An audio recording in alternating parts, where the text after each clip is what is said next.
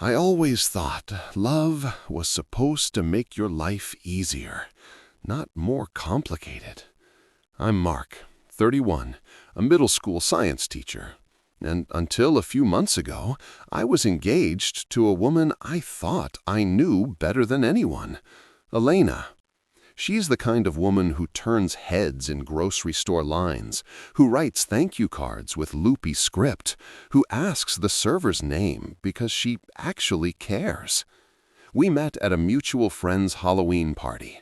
She was a space-themed astronaut. I was a dorky lab coat cliché. And for a while, it felt like I'd finally found the person who fit. We moved fast. Engaged for 11 months, a spring wedding at a vineyard in Virginia, linen suits, soft roses, and a live band that played Motown covers. She cried when I showed her the venue. I cried when she said yes in front of that maple tree where the leaves turned copper like pennies. It was all storybook, all carefully arranged, all love-drunk. Then my mom, retired accountant, still sharper than a box cutter, gave me one piece of advice that started the avalanche. Get a prenup. Not because you think it will end, but because you don't know what can happen to good people. I brought it up gently. We were on the couch, Netflix humming in the background, the glow of our wedding Pinterest board open on her laptop. I tried to be clinical. It's just protection, I said. We both have stuff. I've got my teacher retirement, the townhouse. You've got your art studio equipment. Her head snapped like she'd been slapped. A prenup? She said it like I've suggested a vow of silence. So you think I'm after your money? No, I said quickly. It's just smart. It keeps things clear. The prenup means you don't love me, she said, voice low, final. People who expect to divorce get prenups. I'm not marrying someone who thinks like that. We went in circles for days. She cried. I apologized, then explained again. She slammed cabinets. I printed out sample documents. She refused to read them. Signaling you might leave makes me feel unsafe, she said, and tossed the papers in the recycling with a bright, brittle smile. Let's talk about the seating chart. It would have been easy to cave. But the thing about being raised by an accountant is that numbers whisper to you. They tell stories. They also expose lies. Little things started to itch. She'd insist on using her card for groceries, then ask to be reimbursed in cash. Amazon packages arrived with her name, but no return address. She'd step outside to take calls and come back flushed. Excited? Agitated? I wasn't sure. 2 weeks later, I got an email from our mortgage broker, a routine pre-approval for refinancing the townhouse so we could roll some wedding costs into it. Quick soft pull. Can you confirm these are your accounts? He wrote, attaching a list. Most were mine. 2 weren't. Capital One Platinum, $8,900 balance. Chase Sapphire, $12,500 balance. In my name. My stomach went cold. I hadn't opened those. I called the number at the bottom of the report and explained there was a mistake. The rep was calm, too calm.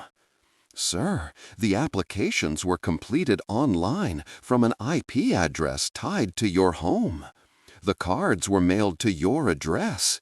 Payments were made from a joint account ending in 0221. That was our joint account. The new one we opened for wedding expenses. The one with my direct deposit. I hung up and stared at the wall until the letters on the art print, "Grow where you are planted," blurred into a smear. When Elena came home from her yoga class, I tried to catch the conversation like a bird that had escaped. Gentle, careful. "Babe," I said, "we need to talk. There are credit cards." She didn't blink. "Oh, that," she said breezily. "I meant to tell you. I consolidated some balances." "What balances?" I asked. "Whose balances?" "It doesn't matter," she said, and kissed my forehead like I was worrying for nothing. "I've got a plan. It's just to float us until after the wedding. Don't stress." Float us. The phrase bounced around like a penny in a dryer. The numbers didn't float, they sank. Interest rates are like chains around my ankles. "How much total?" I asked. She gave me a number that felt grabbed from the air. 20? Maybe 25? I didn't want to be a cop. I wanted to trust the woman I loved. But something feral unfurled in my chest. Fear wearing anger's jacket. I waited until she went to bed and opened her laptop. The password was still our dog's name and the year we adopted him. I know, I shouldn't have, but I did. There were statements, there were spreadsheets, there were emails with subject lines like, "Welcome to the Platinum Circle," and "Your downline is growing." There were private Facebook group posts praising boss babes, residual income, and financial freedom. The numbers in the spreadsheets totaled $70,483.62. 7 credit cards. Some open for months, some are brand new. All with charges, skincare kits, starter bundles, convention fees, flights, hotel rooms, coaching sessions with a woman named Coach Jeannie, and gifts, ring lights, iPads, Instacart orders. There was a photo of Elena in a hotel conference room with a velvet rope backdrop. She's holding a cardboard check for $3,000 with monthly leadership bonus in Comic Sans. I didn't sleep. At dawn, I drove to my mom's, handed her the printouts, and watched her frown deepen, line by line. "You need to protect yourself," she said, voice steady, "and decide what you can live with." That night, when I confronted Elena, she went on the offensive. "It's not debt, it's leverage," she said, palms up, talking fast. "Everyone invests before the payoff. You think Bezos didn't use credit cards? This is your scarcity mindset talking." "It's $70,000, I said, "in my name, our account. And you told me the prenup meant I didn't love you?" "It still does," she snapped, "because you're making this about money. Marriage is about trust. It's also about honesty." She crossed her arms and looked at me like I'd failed a test. "We need to move up the wedding," she said suddenly. "My upline is bringing a camera crew to the ceremony. It'll be great exposure. You'll thank me when we're both diamonds." I swear I laughed. "A camera crew?" "For my story," she said, "to inspire other women. And if we get married now, you'll have more legal protections if your ex tries anything. My ex lives in Idaho and sends me Christmas cards," I said. "Look," she said, and her voice softened so smoothly I felt the manipulation in it like silk over razor wire. "I'm scared. You're using this prenup thing to hold the wedding hostage. If we get married, this fear will go away. I'll feel safe. We can face everything together." That's when it clicked. It wasn't romance. It was a payday. Marriage wasn't a covenant, it was a conversion event. My signature wasn't a promise, it was a revenue stream. I told her I needed space. She texted me all day with heart emojis and photos of peonies. Then she shifted tactics. "My mom says prenups are for rich people," she wrote. "We're not rich." I replied with a PDF. "Prenups are for people who want clarity." The next week, we met at the venue for our final walkthrough. Her maid of honor, Tessa, had a ring light in her tote. Elena wore white, not quite a dress, but close enough to make the coordinator raise an eyebrow. There were place cards with our names in gold script. I tried to picture myself at the altar and saw only the stack of statements, the number 70, the feeling of falling.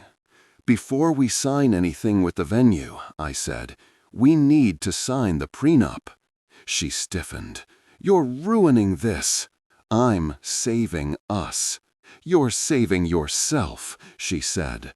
And there it was, the truth in a sentence, said like an accusation. We sat in the empty ceremony space, rows of white chairs facing the maple tree, and hashed it out with no soft edges left. She admitted the total debt.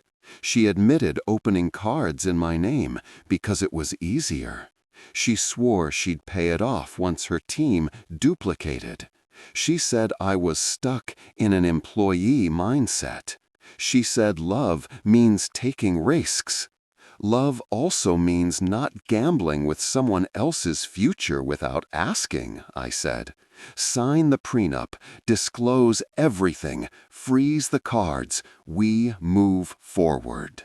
The narration, she stood up, chin high, and delivered the line like a closing argument.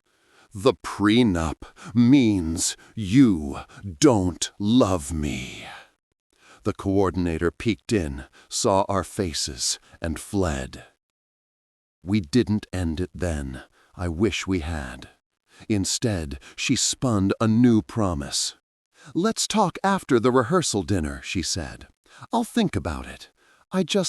This is all so unromantic." She lay her head on my shoulder, and I could smell the lavender in her hair, the scent that used to calm me. I said, "Okay," because saying okay felt like the only way to avoid blowing up my life in public. The rehearsal dinner was a Pinterest dream. Fairy lights, mason jars, clinking glasses. Her dad told a story about teaching her to ride a bike. My mom toasted to two good people building a life. I kept glancing at Elena, waiting for a sign. She kept touching my knee under the table, whispering, "Tomorrow is going to be perfect."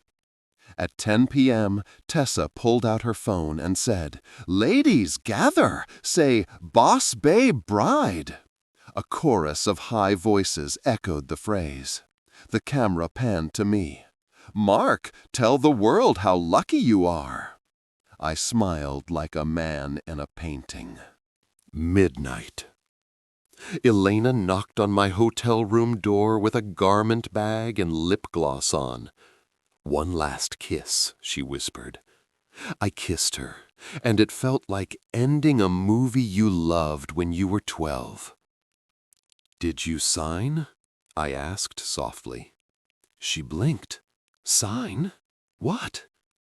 I stood there in the doorway with two versions of my life standing on either side of me like doors in a game show. Behind door one, I marry a woman who believes debt is leverage and trust is blind. Behind door two, I rupture a wedding in front of 77 people and a camera crew. I chose the rupture. The next morning, I stood at the aisle under the copper maple while the band tuned up and the guests fanned themselves with programs. Elena appeared at the end of the path, luminous, the sun catching the sequins at her waist. The cameras moved like sharks. She took a step. I took a breath. "I need to say something," I said, into the microphone usually reserved for vows. The world pinballed into a hush. Elena froze, one hand on her bouquet, eyes searching my face for the script she expected. "I love you," I said. "I wanted this to be the start of our life. But love without honesty is a scam, and partnership without protection is a trap. I asked for a prenup because we need clarity. I asked for honesty, and I didn't get it. I can't promise forever today when I don't know the truth of yesterday." A murmur rolled through the chairs. Someone dropped a program. Elena took a step toward me. A smile welded on. "We can talk later," she hissed, lips barely moving. "We should have talked months ago," I said. I set the microphone down on the wooden box the coordinator called the Unity Table, and walked past the rows of faces. My mom with her hand over her mouth, her dad going red, Tessa already typing. If the aisle is supposed to be holy, that one was a battlefield. Every step a retreat and a rescue at once. I checked out of the hotel, turned off my phone, and drove to my mother's. We ate toast in silence. When my phone finally buzzed back to life, there were messages like shrapnel. "How could you? We'll sue you for the venue. You humiliated me. You're an abuser with control issues. Please come back. I'm scared. I'll sign anything. Just fix this. Coach Jeannie says you're threatened by my success. I hate you." I hired a lawyer. I froze my credit. I spent hours on hold with banks, reciting the same story until my throat scraped. Fraud alerts, dispute forms, police report. My mom cracked her knuckles and made a spreadsheet called Repair. Weeks passed. The venue kept the deposit. The band charged a cancellation fee. Elena pivoted, of course. There's always a pivot. She posted a tearful video about surviving financial abuse that got shared in her groups. A GoFundMe appeared and disappeared. Friends picked sides. Some sent me quiet texts, "I'm proud of you." Others unfriended me like I was contagious. I still love her sometimes. The way your body still reaches for the pocket where your phone used to be. But love isn't enough. Love without boundaries is an invitation to be devoured. And the prenup? I get it now. It's not a bet against love. It's a bet on clarity. On both of you showing up fully informed, fully consenting, fully adult. The maple leaves turned, and then they fell. I walked past the venue with my dog and stared at the space where we would have stood. I pictured a different ceremony someday. Smaller, simpler. No camera crew, no downlines.